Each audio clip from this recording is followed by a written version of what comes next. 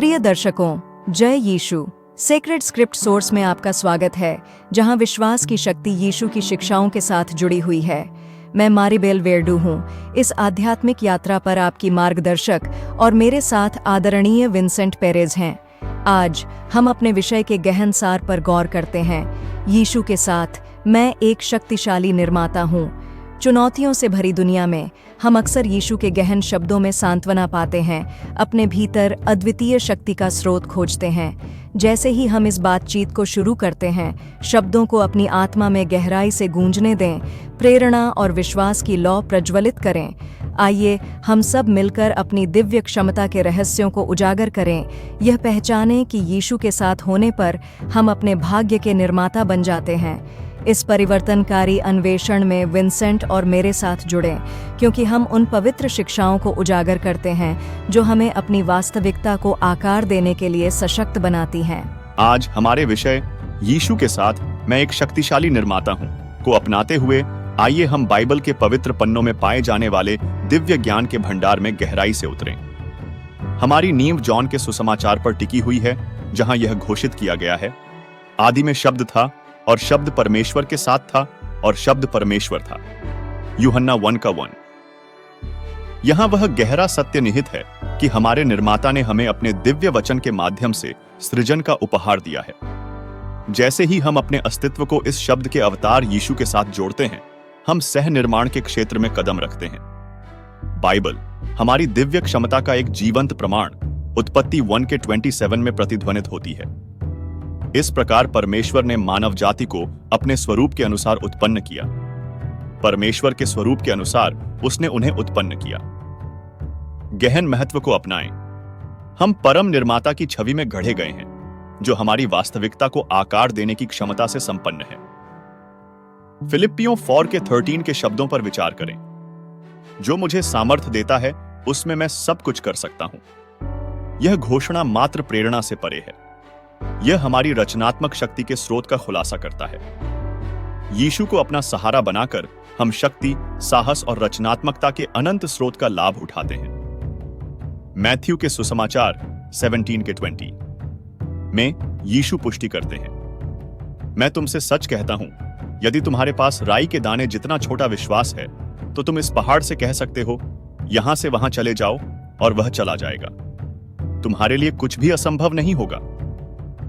विश्वास का बीज यीशु के साथ हमारे संबंध से पोषित होकर उस शक्ति के रूप में विकसित होता है जो हमारे जीवन में पहाड़ों को हिला देती है। जैसे ही हम इन वचनों को बुनते हैं, उन्हें अपने अस्तित्व में गूंजने दें। इस गहन वास्तविकता को अपनाएं कि यीशु के साथ आप एक शक्तिशाली रचनाकार हैं। आपके विचार, शब्द और कार्य सृष्टि के गलियारों में गूंजते हैं, आपके भाग्य को आकार देते हैं और दुनिया पर एक अमिट छाप छोड़ते हैं। अंत में नीति वचन 3:5-6 के वचन हमारा मार्गदर्शन करते हैं। तू अपने संपूर्ण मन से यहोवा पर भरोसा रखना और अपनी समझ का सहारा न लेना। अपने सब कामों में उसके अधीन रहना और वह तेरे लिए सीधा मार्ग निकालेगा। यीशु के दिव्य मार्गदर्शन के प्रति समर्पण करें और देखें कि आपकी यात्रा उद्देश्य, रचनात्मकता और अटूट आश्वासन के साथ आगे बढ़ती है कि वास्तव में यीशु के साथ आप एक शक्तिशाली निर्माता हैं। बिल्कुल प्रिय आत्माओं, जैसे ही हम यीशु के साथ शक्तिशाली रचनाकार बनने की राह पर आगे बढ़ते हैं, आइए हम व्यावहारिक, भावनात्मक और नैतिक रूप से उत्थानकारी सुझावों को अपने जीवन में बुनें। पहला सुझाव, नींव के रूप में कृतज्ञता। प्रत्येक दिन की शुरुआत कृतज्ञता से भरे हृदय से करें। भजन संहिता 118:24 याद रखें, यह वह दिन है जिसे प्रभु ने बनाया है, आओ हम इसमें आनंदित और मग्न हों। कृतज्ञ हृदय विकसित करते हुए प्रत्येक क्षण के उपहार को अपनाएं। दूसरा सुझाव, जीवन को अस्तित्व में बदलें। नीति वचन 18:21 हमें याद दिलाता है, मृत्यु और जीवन जीभ के वश में है। अपने शब्दों को बुद्धिमानी से चुनें, अपने जीवन और अपने आसपास के लोगों के जीवन में सकारात्मकता, प्रोत्साहन और प्यार की बात करें। तीसरा सुझाव, क्षमा की शक्ति को उजागर करें। यीशु ने हमें क्षमा की परिवर्तनकारी शक्ति सिखाई।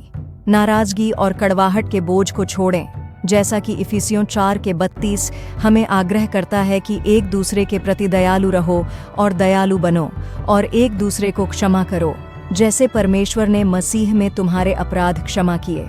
चौथा सुझाव, कार्य में विश्वास। जेम्स 2:17 हमें चुनौती देता है। इसी प्रकार विश्वास भी, यदि उसमें कर्म न हो, अपने आप में मरा हुआ है। अपने विश्वास को आपको कार्य करने के लिए प्रेरित करें।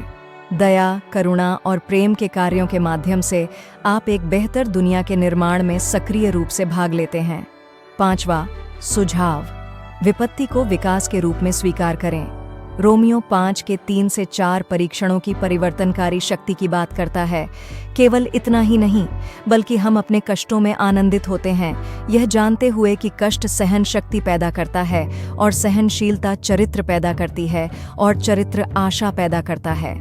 चुनौतियों को विकास के अवसर के रूप में स्वीकार करें। छठवां सुझाव, उदारता का हृदय विकसित करें। 2 कुरिन्थियों 9:7 में हमें याद दिलाया गया है, हर एक को वैसा ही देना चाहिए जैसा उसने अपने मन में ठाना है, अनिच्छा से या मजबूरी में नहीं, क्योंकि ईश्वर खुशी से देने वाले से प्यार करता है। उदारता केवल भौतिक संपदा के बारे में नहीं है, बल्कि प्रेम, समय और करुणा साझा करने तक फैली हुई है।